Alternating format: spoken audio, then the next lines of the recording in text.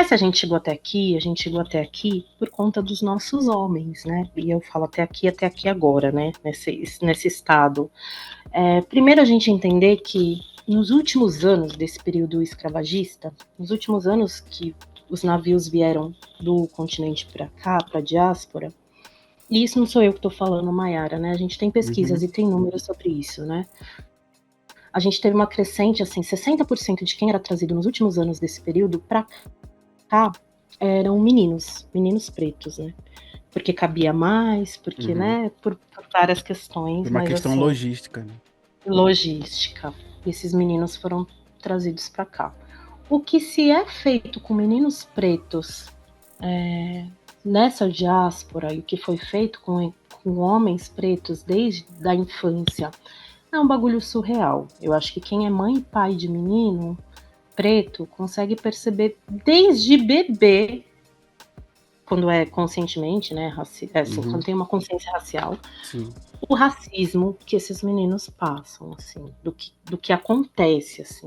A gente podia fazer um podcast só de relatos do que o meu filho, Adriano, passou, e Adriano tem 8 anos, mas a gente sofreu racismo de várias formas, assim, o racismo chega no Adriano, assim, absurdamente. E já chegava no pai do Adriano. O pai do Adriano é angolano e veio para o Brasil. Então já chegava também nele, assim, uma coisa absurda. Mas a gente sabe que os meninos pretos passaram por muitas coisas e os homens pretos também. Para a gente chegar aqui enquanto tá conscientemente, minimamente pensando em organizar uma família, para abrir uma comunidade, para estar ali no nosso clã, para mostrar esse povo, que é esse povo preto, é porque homens pretos têm resistido de várias formas há muito tempo e têm sido exterminados há muito tempo também, né? E cada vez mais, né? Então não dá pra gente acreditar que a gente vai ter uma política e que a gente vai ter alguém, um Estado, que vai olhar pra gente e falar, não, tamo junto, vamos aí. Não, não dá. Isso, assim, a gente não tem isso. A gente tem que desconfiar de tudo e todos o tempo inteiro. Porque estamos em guerra. Enquanto povo preto, estamos em guerra.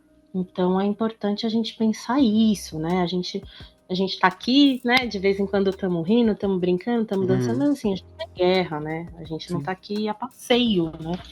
Então é importante a gente pensar isso. Não à toa, hoje a gente tem, claro, fruto também de luta do movimento negro, mas Lélia Gonzalez mesmo já falava que chegou embranquecida à academia, né? Ela já falava, ela já tinha consciência disso, né?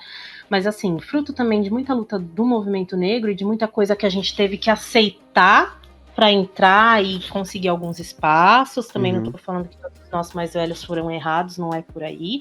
Mas hoje a gente tem inúmeras políticas para meninas, né? Para mulheres pretas. E quase nada para homens, né? Para meninos pretos. Assim. Então a gente tem que pensar que, inclusive, esse cuidado que a gente não tem com os nossos meninos pretos, ele vai chegar em algum lugar. Então, se esse menino sobreviver, se ele passar, e se ele não for exterminado pela mão do Estado ou por alguma outra mão, até ele chegar numa vida adulta, ele já chega em desvantagem com o tanto de conhecimento que uma mulher preta tem. Hoje, uma mulher preta minimamente...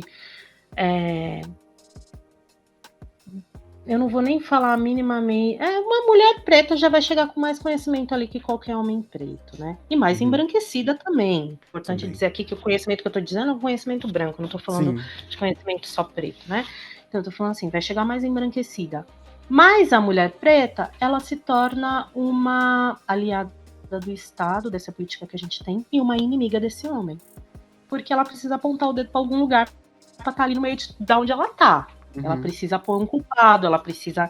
Então, assim, ela precisa também, né, de mecanismos para se manter ali. E esse é o plano, né? Quanto mais afastada uma mulher preta de um homem preto, mais difícil essa comunidade vai se reconstruir, né? Mais longe dessa comunidade existir, a gente vai ter, né? Se a gente tem rodas de mulheres que estão falando mal dos homens pretos, pô, a gente ali tem alguém que já tá ganhando com isso, né?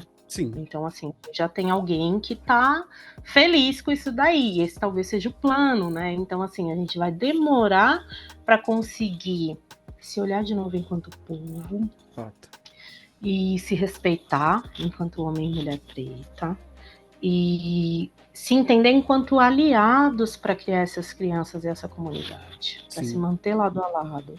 Eu acho, inclusive, que hoje eu tenho um texto que eu falo, tem um texto meu que fala sobre isso. Quando eu já fui feminista preta, né? Já fui feminista negra, né? Alguém um dia tem que ter sido, né? Eu fui feminista. E eu deixei de ser feminista exatamente por conta do Adriano, porque teve um determinado momento, o feminismo, eu não sei como é que está hoje o movimento, mas em meados de 2015, 2016, a gente tinha encontros, tinham rodas, e tem uma tal de uma creche, que é um espaço que você deixa a criança, então eu comecei a discordar, depois que eu fui mãe, da fórmula que acontecia. Eu falava, porra, tem um monte de mulher aqui, a criança atrapalha, a criança não pode estar junto, a criança não chorar incomoda, sabe? Fica sempre uns olhares e aquela coisa. E aí surgiu uma discussão uma vez, que ela é muito presente em algumas correntes feministas, que todo homem é um potencial estuprador, né? Não sei se você já ouviu isso. Com certeza. Mas... E aí eu comecei a me questionar muito, né? Porque eu falei, porra, como é que eu tô vindo aqui, meu filho né? aqui, cara, né? Tipo, e esse menino aqui, que o menino tá mamando aqui no meu peito? Eu falava, pô, uma hora isso aí vai dar ruim, né? Porque é isso aí, que aí você é mãe, mas aí também as mães bem-vindas são as mães de mulheres. As mães de homens, você tem que achar alguém para ficar com essa criança, porque também ele não é bem-vindo ali. Aí eu comecei muito a me questionar, assim, sobre os lugares que eu ia e sobre essa situação toda. Eu falava, tô falando tudo isso aí de homem, porra, e meu filho, né, é um bebezinho aqui, tipo, não, meu filho não é isso, tá, sabe? Assim, eu falei, não, gente, não é isso aí não, calma aí. Não, eu falava, pô, uma coisa errada. E aí, enfim, foi aí que eu comecei a me rever, né? Até em termos de... A gente se recorta muito, né? O recorte por gênero hoje eu tenho certeza que não é o melhor caminho, assim. Por isso que eu me pauto por raça. Então isso tem uma diferença muito grande, né? Porque aí é isso. Eu acho que o nosso maior desafio hoje para educar enquanto mulher preta nessa sociedade é estar ao lado de um homem preto. Não um, né? Mas vários. Eu tenho vários exemplos que eu poderia citar como pais dos meus filhos, que assim, ensinaram cada uma coisa e que estão ali, que são exemplos. Então, assim, eu saberia falar vários. Estar cercada de homens pretos, entender uma comunidade preta e estar ali caminhando com esses homens, eu acho que é o nosso maior desafio. E isso vai fazer a gente entender que é isso, aquele dia aquele homem que está ali do seu lado, seu irmão, seu amigo, não vai estar bem. Vai ter dia que, assim, não adianta, não vai ter a Sata Shakur, Garvey, não vai ter livro nenhum que vai salvar, que o cara precisa sentar ali, ele vai precisar beber, ou ele vai precisar conversar, ou ele vai precisar extravasar, ou ele vai precisar fazer uma outra coisa, porque é isso, a gente sofre em massa, mas os homens pretos sofrem demais nessa diáspora. A gente aprendeu a ser picotado, e o homem preto, desde bebê, ele aprende a suportar violências. Isso que eu ia assim, falar, ser violentado.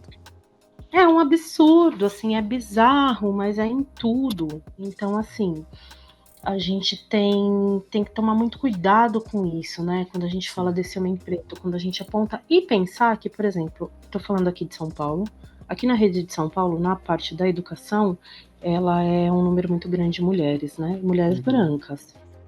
A gente tem mulheres pretas na área da educação, mas são poucas. E aí a gente pensa que a gente entrega esses meninos pretos para quem? Para essas mulheres brancas, cara. Sim.